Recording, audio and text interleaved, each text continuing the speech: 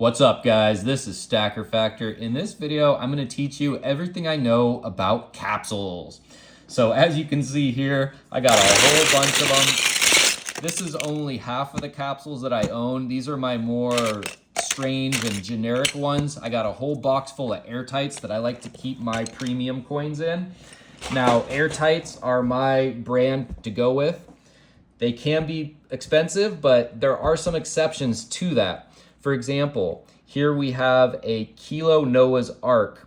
Now, I bought this privately. It did not come with the capsule, so I had to go out and find a capsule. I couldn't find any airtight Kilo capsules, so I had to buy an off-brand. As you can see, it doesn't quite lock up. However, it still protects this Kilo, and it still allows me to handle it without gloves whenever I want to. It's really important that you don't handle a beautiful piece like this barehanded. You will get oils on it, you'll get toning on it, and it can affect the value. And plus, it looks really, really cool in a capsule. Look at that. Now, Kilo capsules can be hard to find. They can be expensive, and that's kind of the only downside to them. Same thing with 10-ounce capsules. They're not as hard to find as Kilo capsules, but they are expensive. But for something like this Queen's Beast Greyhound, I really want to keep this in a capsule. This is a beautiful premium coin. You can see here that it looks like the coin is scratched up. It's not at all. That's actually the capsule protecting the coin. Those scratches would be on that silver if it wasn't in here. And again, I like to handle these. I like to look at them. And I wouldn't really want to touch this barehanded. Yeah, you can put gloves on, but it can, get knocked around and you're safe.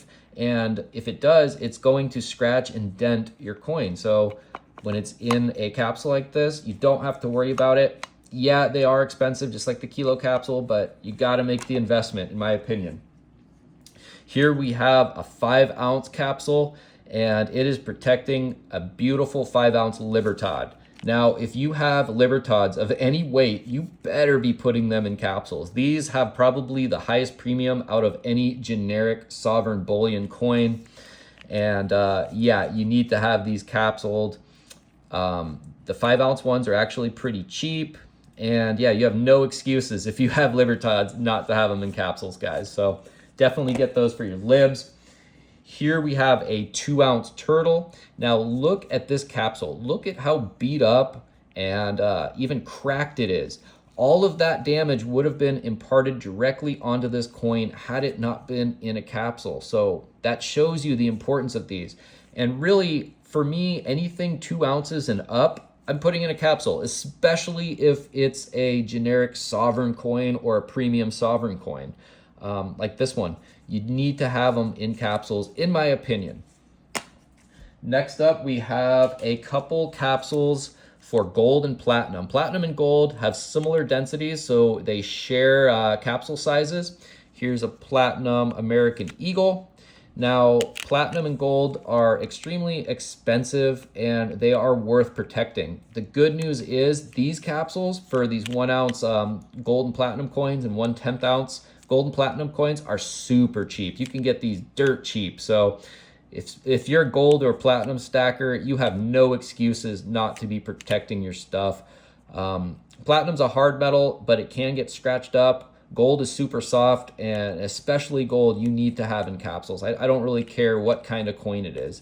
Even my old, pre-33 gold is going straight in capsules. Even if it's all scratched up and beat up, no exceptions for me with gold and platinum. Now, this is kind of the important part of the video. This is why you guys probably wanted to watch this.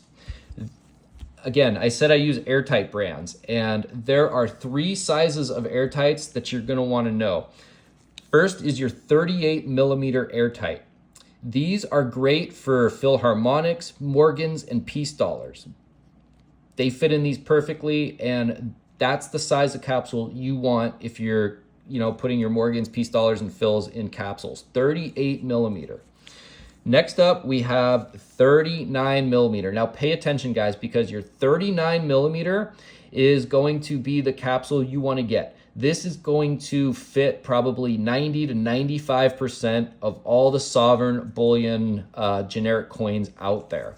This is what your maples fit into. This is what most of what your Royal Mint stuff fits into. Now, there are some exceptions I'm going to get into in a second, and that is the 40 millimeter capsule. This is what your American Silver Eagles go into, your Kangaroos go into. Those coins are wider in diameter and thinner there. So you need to have a bigger capsule, 40 millimeter. I stack a lot of American Silver Eagles, but I rarely put any of them in capsules because I keep my American Silver Eagles in their mint tubes. This is a special one. It's got some kind of 30th anniversary privy there. So I wanted to keep it in a capsule because it's unique. But these have to be 40 millimeter if you're putting your American Silver Eagles and your Roos in capsules. Now, I don't put any Roos in capsules, so I really don't have too much of a need for 40 millimeter. I find myself putting most of my coins in 39 millimeter capsules. So that's probably what you guys want to buy if you're watching this video. Now, one last thing I wanted to talk about are capsule tubes. Now, capsule tubes are great. If you end up having a ton of capsules, they can slide all over the place. They can get, tricky to keep in your stack. And I keep pretty much all of my capsule stuff in these tubes. They're not cheap, but you can buy 3-packs or 5-packs of them at a discount. And that's kind of the only downside with capsules and capsule tubes is you could be spending that money on more silver. But if you have really nice stuff, you have to protect it. It just comes with the territory. And then when you go to resell it, you're going to get more for it than a beat up, toned up, scratched up premium coin. So, the one last thing I wanted to talk about, sorry guys, were bar capsules. Now, as you can see here, this Dragon bar doesn't fit exactly perfect in this 1 ounce bar capsule. And that's because bars are tricky. Bars come in all kinds of different sizes. There's really no standardization for them. This 10 ounce bar capsule here will fit about 70 to 75% of all the 10 ounce bars, but I found like my Britannia bars, 10 ounce bars won't fit in here. I found St. Helena bars that won't fit in here. So you kind of have to just get lucky if you're going to order these. But the good news is these 10 ounce bar capsules are pretty cheap on Amazon. These airtight capsules are not cheap, but they'll fit most stuff. I've been able to squeeze a Beskar bar into one of these. As you can see, this Dragon fits in there okay. So just be careful with bar capsules because you just never know.